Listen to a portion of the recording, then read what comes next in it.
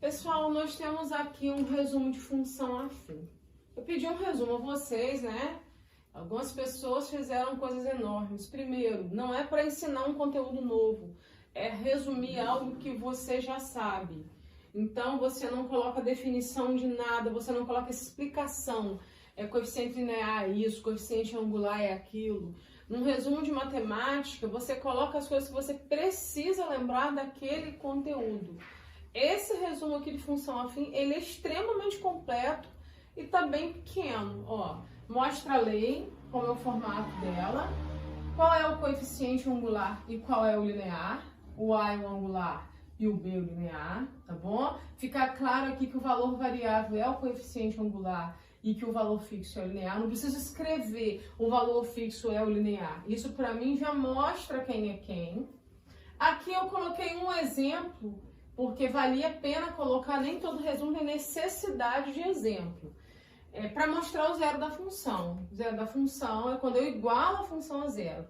Peguei a lei da função, igualei a zero e achei o valor de x. Esse é o zero da função. 2, x igual a 2 é o zero da função. Com o zero da função, eu consigo traçar um gráfico de função afim, sem precisar de fazer mais nada. Se ele é o valor onde a função zero, é o valor onde ela está aqui, ó, cortando no eixo x. Então, eu venho aqui e marco 2 no eixo x.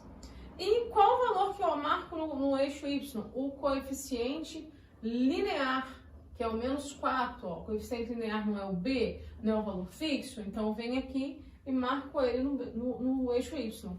Esses dois pontos são suficientes para eu traçar um gráfico de função afim, visto que a função afim, o gráfico dela é uma reta inclinada. Com isso aqui, eu já mostrei a lei da função, o que é coeficiente angular, o que é linear, o que é zero da função, como se calcula o zero da função e como se traça um gráfico.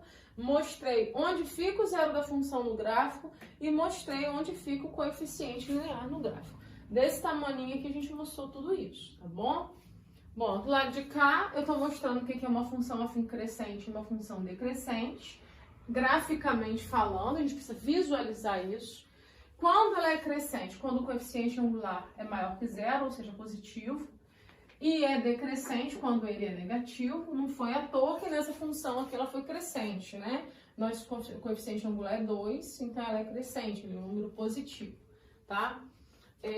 Eu mostrei aqui também o coeficiente linear no gráfico, o B. Nesse gráfico aqui o angular é positivo porque ele é crescente e o linear ele é negativo, porque se o B está cortando aqui ó, abaixo do eixo, tá vendo?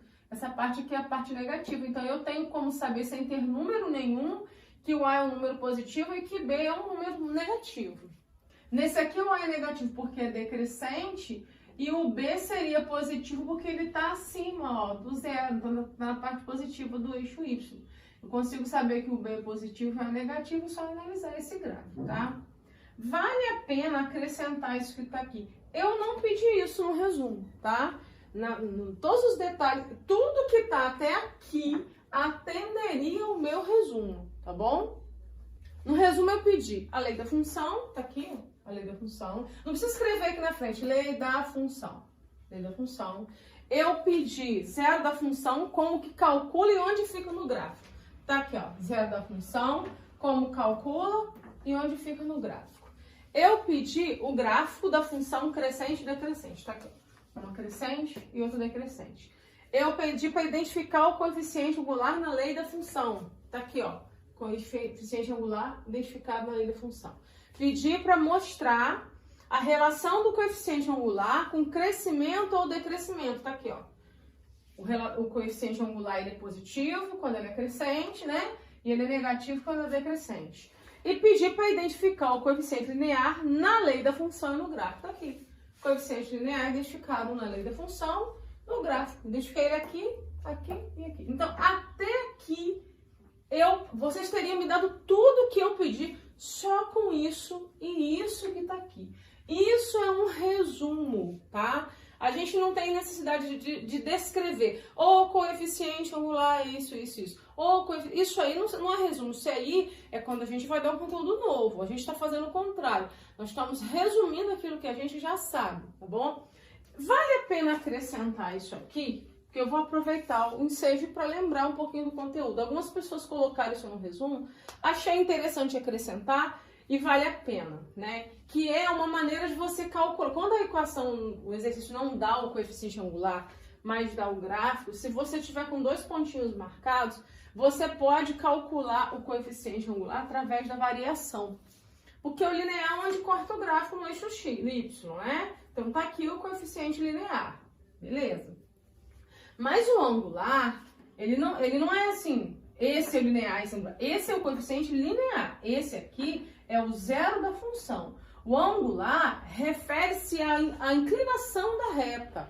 Não é à toa que ele se chama coeficiente angular. Quando a reta é crescente, o coeficiente angular é positivo. Quando ela é decrescente, ela é negativa. Então, o coeficiente angular é o que determina se ela é nessa posição ou é nessa, e a inclinação dela. Tem a ver com inclinação, não tem a ver com pontos marcados, tá? Como que eu posso fazer isso? Eu posso fazer por variação. Nós sabemos que, tanto em matemática como em física, delta significa variação. Então, eu calculo o coeficiente angular pela variação de y dividida pela variação de x. Como assim variação? Eu tenho 2 pontos marcados, ó. O ponto 2,0 e o ponto 0,3. Tá aqui, ó. 2,0 e 0,3. A variação de y de 0 para 3 variou quanto? De 2 para 0 variou quanto? E eu tenho que fazer a variação da seguinte maneira, ó, diminuindo. 3 menos 0, e na mesma ordem, na mesma posição. Se eu começar diminuindo desse para esse, em x, em y, quando chegar em x, eu também tenho que diminuir desse para esse, tá? Se eu fizer daqui para lá, no x eu tenho que fazer a mesma coisa. Não importa qual que vem primeiro, importa que a ordem que eu fizer em cima eu tenho que fazer embaixo. Eu fiz o y começando daqui, 3 menos 0. Então, x, ó, eu tenho que fazer 0 menos 2. 3 menos 0 dá 3, 0 menos 2 vai dar menos 2, né? Ou seja, vai sobrar um menos, por isso que ele ficou menos 3 meios. Esse é o coeficiente angular. A lei da função é essa, ó. Menos 3 meios de x, por causa do coeficiente angular, e o 3, que é onde corta no gráfico, tá?